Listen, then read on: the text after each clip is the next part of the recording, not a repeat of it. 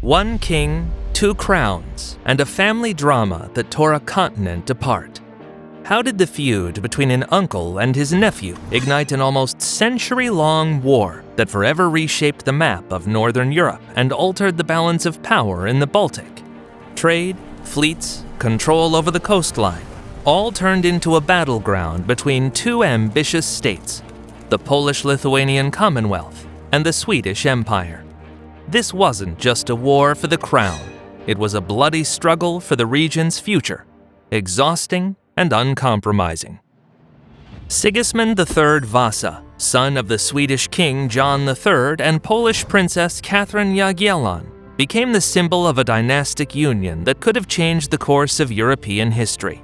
In 1587, he was elected king of the Polish-Lithuanian Commonwealth, and just 5 years later, in 1592, after his father's death, he inherited the Swedish crown. Thus, he united two vast European powers under his rule. Sigismund was a devout Catholic and tried to restore Catholicism in predominantly Protestant Sweden. Naturally, this caused tremendous dissatisfaction among the Swedish aristocracy and commoners, who firmly defended their Lutheran faith. Moreover, Sigismund attempted to rule Sweden from Krakow, which only heightened tensions and weakened his position. His distant rule was seen as a sign of indifference to the kingdom's affairs. John III's younger brother and Sigismund's uncle, Duke Charles, led the Swedish opposition, unwilling to obey a Catholic king who lived overseas. Charles was elected regent of Sweden and effectively ruled the country with the Riksdag during Sigismund's absence. Tensions in the Swedish Empire escalated. While in Poland, Sigismund relied on loyal supporters in Sweden. One of the most devoted was Claus Fleming, governor of Finland, who refused to recognize Charles as regent. This became one of the reasons for open conflict. Charles, seeking to undermine Fleming's authority, incited Finnish peasants to revolt. Thus began the so-called Cudgel War. The rebels, lacking a clear goal, started killing Fleming's administrators, looting estates, and destroying symbols of authority. They demanded justice, lower taxes, and punishment for corrupt officials. Some genuinely believed Regent Charles supported their struggle, but Claus Fleming responded harshly. His forces crushed the uprising in blood. Hundreds of peasants were killed or executed, and villages were burned. Survivors were forced to swear loyalty. Though the rebellion was extinguished, it left chaos and further destabilized the region. While the Cudgel War raged in Finland, Charles launched a military campaign against Sigismund's supporters, declared Fleming a traitor, and prepared for a tough campaign. Nevertheless, the course of events changed abruptly in 1597 with Fleming's death. Without his firm leadership, resistance to the regent quickly crumbled. Charles seized the opportunity to establish control over Finland. What could have become a prolonged civil war ended with a victory for the regent. Yet, despite this triumph, the war against Sigismund was only just beginning. In July 1598, Sigismund decided to reclaim actual power in Sweden. After years of disputes and losing control, he launched a military expedition. His army mostly consisted of Polish-Lithuanian mercenaries and loyal Swedish nobles. Meanwhile, Sigismund's Finnish allies, led by Governor Arvid Stolarm, landed in Uppland. Nevertheless, Charles's allies and local farmers repelled them. These events entered history as the Sausage Campaign. Peasants captured sacks of sausages from the Finns, a small but symbolic victory for Charles that went down in the chronicles. At the same time, Sigismund, through political maneuvering and military posturing, took the southern coastal city of Kalmar without a fight, a key stronghold. After its fall, Duke Charles was in serious trouble. The Polish army won over some of the Swedish nobility. Stockholm, lacking proper defense, was easily captured with help from the nobility and officers from Götaland. Still, the focal point of the campaign was the castle of Stångebro, one of the main fortresses in eastern Sweden. There, on September 18, 1598, a battle took place that could have changed the fate of Sigismund and all of Scandinavia. Charles's army was less disciplined but more motivated. They faced a well-equipped force reinforced by Polish cavalry. It was this cavalry, highly trained and unusually fast by Swedish standards, that decided the outcome of the battle. Charles's troops were defeated, some soldiers deserted, and the rest retreated in disorder. Sigismund won, but did not destroy Charles's forces. This hesitation proved fatal. He attempted negotiations, still hoping for a compromise with the opposition. The result was a 2-day ceasefire, during which Sigismund sought support, though the Swedish fleet blocked the sea, preventing reinforcements from arriving from Poland. Sigismund saw the naval blockade as an act of aggression. He sent his troops to advance on Linköping. Charles's army pursued them. The decisive battle took place at Stångebro, near Linköping. As Charles's army approached from the east, Sigismund's army moved to intercept. Both sides met near 2 old bridges over the Stången River. Thick fog concealed troop movements. Duke Charles attacked first, securing a swift victory at one of the bridges. He then redirected his forces to the other bridge, where Sigismund's troops held strong positions on the eastern bank. Charles's forces retreated to a nearby hill, where fierce fighting broke out. The turning point came when Swedish units in Sigismund's army refused to fight their countrymen. The army was demoralized. Sigismund was forced to request a truce. He returned to Poland, abandoning the throne and Sweden. But Charles didn't stop at a military triumph. In 1599, the Swedish Riksdag officially deposed Sigismund. Thus, a family quarrel turned into a political catastrophe. Sweden and the Polish-Lithuanian Commonwealth became bitter enemies. For Sigismund, the loss of the crown marked the start of a long conflict. He never accepted defeat and considered himself the rightful king of Sweden for the rest of his life. Sigismund's desire to regain the Swedish crown triggered a new phase of confrontation, escalating into a full-scale war between the Polish-Lithuanian Commonwealth and Sweden. The conflict began in the summer of 1600, when Sigismund III Vasa declared the annexation of Swedish Estonia into the Commonwealth. This became the immediate cause for the Swedish invasion of Livonia under Regent Charles. The Commonwealth was forced to fight on 2 fronts. In the south, its armies vied for influence in the Principality of Moldavia, while in the north, Swedish aggression was beginning. The Swedish army quickly gained numerical superiority. At the start of the war, they seized control not only of Estonia, but also much of Livonia, the Commonwealth's territory south of Estonia, known as Livland. In response, the Commonwealth's army under Gustav Radziwiłł dealt several defeats to the Swedes and recaptured the fortress of Venden. In 1601, Sigismund III Vasa recalled Jan Karol Chodkiewicz from Moldavia to enlist him in the war against Sweden. The first major victory of commanders Chodkiewicz and Radziwiłł was the Battle of Kochenhausen. Near the already captured town, Commonwealth forces clashed with Karl Eulenhielm's army. The battle began with a Finnish cavalry attack on the left flank, which initially pushed back Lithuanian horsemen. The situation changed when the winged Hussars entered the fray and repelled the attackers. On the opposite flank, the Swedes also had early success, until Radziwiłł sent in his Hussars, forcing the Swedish cavalry to flee. The remnants of the Swedish force were easily routed. This battle became one of the most dazzling victories of the Commonwealth's cavalry, halting the Swedish advance. Soon after, Grand Crown hetman Jan Zamoyski arrived in Livonia with the main Polish-Lithuanian force. Charles, with the bulk of his army, retreated, but left garrisons in castles. As a result, Zamoyski didn't pursue him and focused on besieging Valmiera and Fellin. By the following year, most of the lost territory was retaken. Nevertheless, the harsh conditions of the campaign took a toll on Zamoyski's health.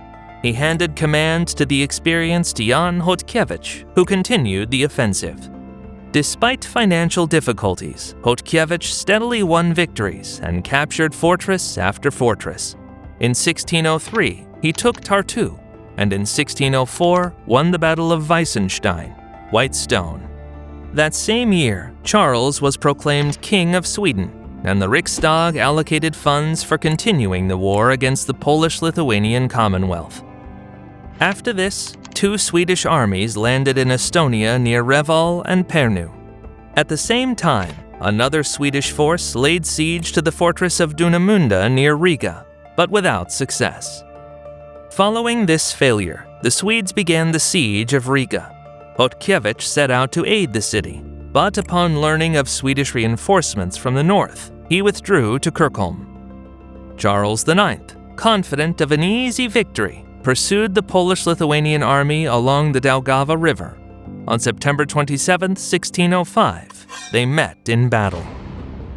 The Swedish army formed up on a hill in 4 lines. The first consisted of 4 infantry battalions, the second, cavalry, the third, 6 infantry battalions, and the fourth, more cavalry.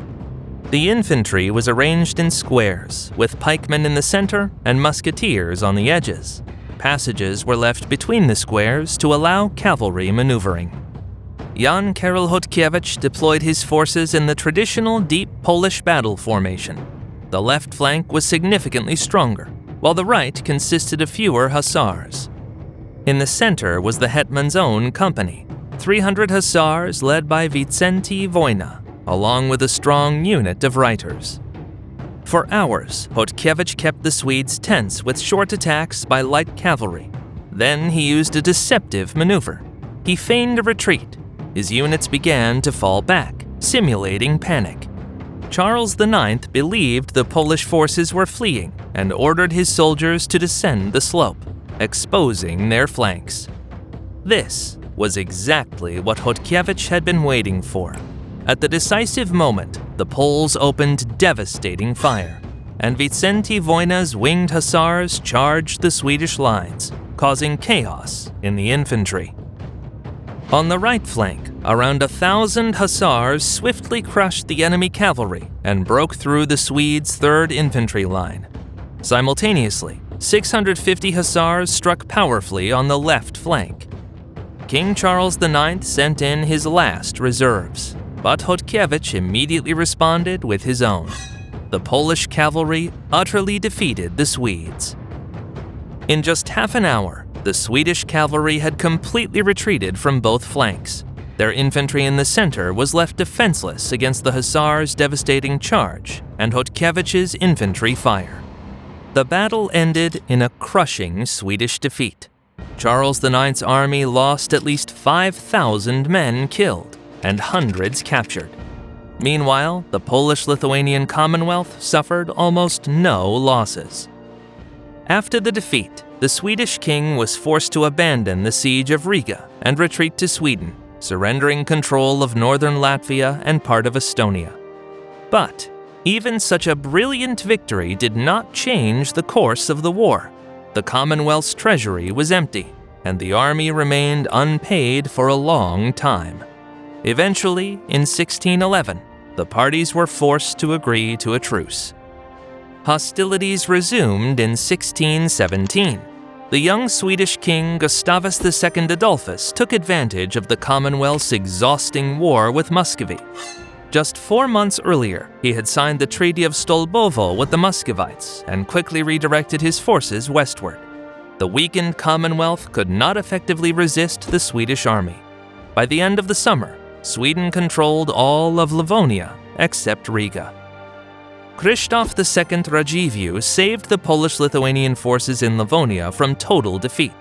He was the first in the Commonwealth's history to use dragoons in battle, demonstrating exceptional energy, determination, and organizational skill.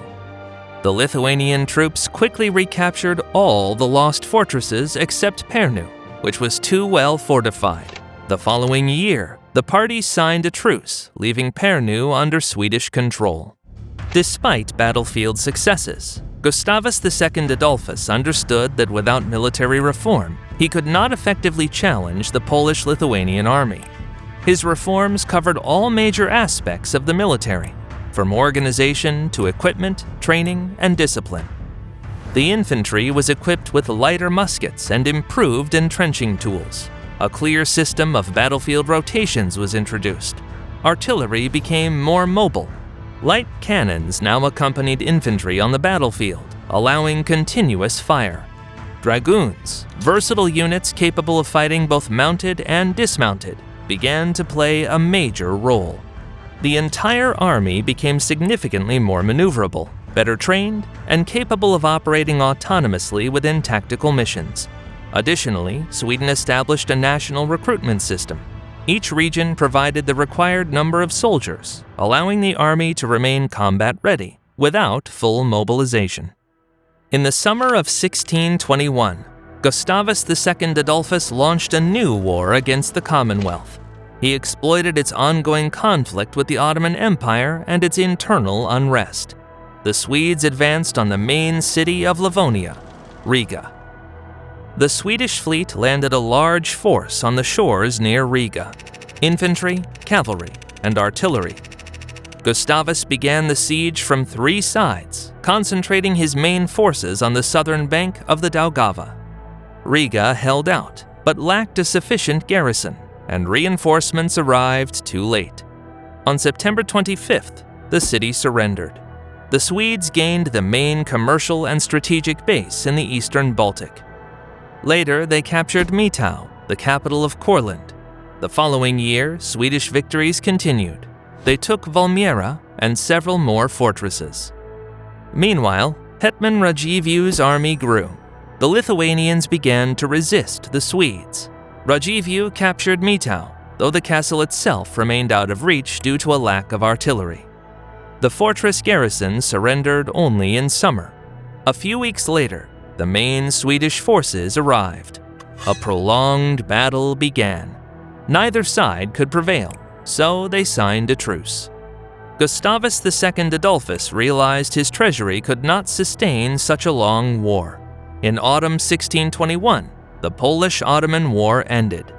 Thus, the Commonwealth's army was ready to advance into Livonia.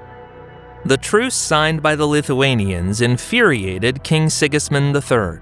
He had been preparing to transfer his main forces north and hoped, with Spanish naval support, to invade Sweden and reclaim the crown. Still, these hopes were in vain.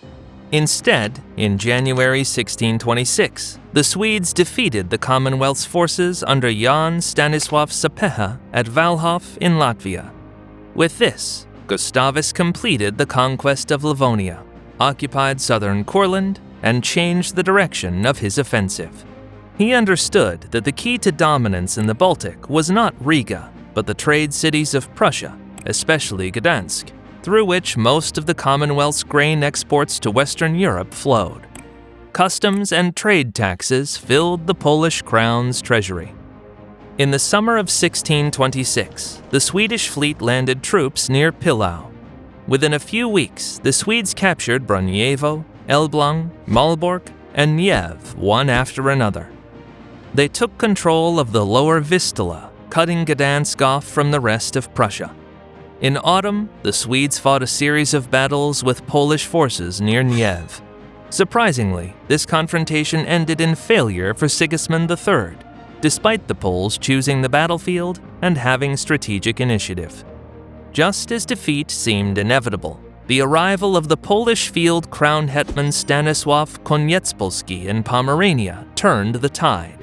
He employed a maneuver warfare tactic. Koniecpolski used small mobile units to strike enemy supply lines and other detachments to halt the Swedish advance. The following year, the Polish-Lithuanian Commonwealth achieved a series of victories in the war against Sweden. The crown hetman Koniecpolski launched a counter-offensive. As early as April, he recaptured Putsk and seized Charna, forcing Swedish troops to surrender. These successes expelled the Swedes from all their strongholds on the western bank of the Vistula. Gustavus II Adolphus himself arrived with reinforcements. However, during a river crossing, he was wounded in the thigh and had to retreat. Koniecpolski took advantage of this. he diverted Gustav's attention by sending part of his army toward Brunjewo, while he suddenly attacked and captured his main target, Niev. Overall, the campaign was successful for the Polish-Lithuanian Commonwealth. Putsk and Niev were recaptured, and Swedish plans were thwarted. The last major battle of the year took place near Oliva, where the Swedish flotilla suffered an unexpected defeat by a small Polish fleet. In 1628, due to a lack of funds, the Polish forces were forced to cease their offensive and go on the defensive. Gustavus II Adolphus took advantage, capturing the towns of Kwidzyn, Nowe, and Brodnica. Koniecpolski attempted to counterattack, using his limited forces as effectively as possible. Poor financing nullified all his efforts. After the crown forces were defeated at Guzno, where Stanisław Potocki was routed by the Swedish troops under Hermann Wrangel, the Sejm finally agreed to increase wartime spending. The final battle took place near Tyszczana. The Polish troops repelled a Swedish advance, forcing them to retreat. The crown hetman launched a brilliant attack on their rear guard and completely destroyed it. He also repelled a counterattack by Swedish reiters, led by King Gustavus Adolphus himself. The monarch was wounded and narrowly escaped. Only the timely arrival of the last Swedish reserves under Hermann Wrangel prevented a total defeat. Despite the victory of the Polish-Lithuanian Commonwealth, the unfavorable Truce of Altmark had to be signed. For many nobles and townspeople, this was worse than defeat. Sweden gained the right to tax all Polish trade passing through the Baltic, retained control of many towns in Royal Prussia, and effectively secured dominance over the southern Baltic coast. This agreement became a key milestone in strengthening Swedish influence in the region. In the mid-17th century, the Polish-Lithuanian Commonwealth plunged into internal crisis. A wave of protests erupted over the election of Jan II Casimir as king, followed by the National Liberation War led by Bohdan Khmelnytsky and territorial ambitions from neighboring powers. This weakened the state and paved the way for a new Swedish intervention. In 1655, the ambitious King of Sweden Charles X Gustav launched an invasion of the Commonwealth. His goal was to establish control over Prussia, Lithuania, and the entire Baltic coast. In July of the same year, two Swedish armies invaded the Commonwealth. One, led by Charles X himself, advanced west into Greater Poland. The second, under Magnus de la Gardie, entered Lithuania from the north. Greater Poland became the first major battlefield. The Polish army, exhausted from previous campaigns and demoralized by internal conflicts, was unprepared for battle. After a swift Swedish victory under Wittenberg at Ustrze and Poznan, the voivode of Poznan effectively handed the region over without resistance. In early September, the Swedish army entered the Polish capital. For the first time in history, a foreign army captured Warsaw. The idea of the untouchable crown fell along with the city gates. Meanwhile, in Lithuania, the situation unfolded differently. There, the Second Swedish Army encountered resistance. The Lithuanian hetman Janusz Radziwiłł, fearing a Muscovite invasion and distrusting the central government, signed the Union of Gdańsk. Under its terms, Lithuania recognized Swedish protection in exchange for autonomy. This dealt another blow to the unity of the Commonwealth. In November 1655, the Swedes laid siege to the Jasna Góra monastery in Lesser Poland. The defense of Jasna Góra galvanized Polish resistance. News of the siege quickly spread, and partisan groups formed in several regions, outraged by the Swedish attempt to capture the monastery. In December, Colonel Gabriel Wojniewowicz's unit defeated the Swedes near Krosno. This victory contributed to the formation of the Tyszowce Confederation. It was led by two men named Stanisław, Potocki and Lanceronsky. The Confederation called for a national uprising against the Swedish occupation. In early 1656, Jan II Casimir began forming Polish forces near Lviv, mobilizing the noble levy.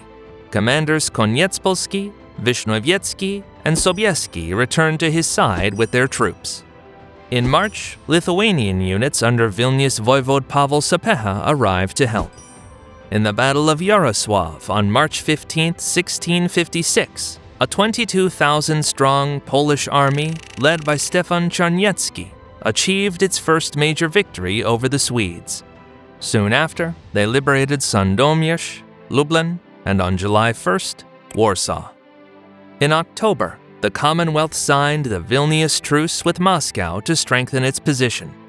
Even so, in response, Sweden, Transylvania, Brandenburg, and the Zaporizhian Sich signed the Treaty of Radnot.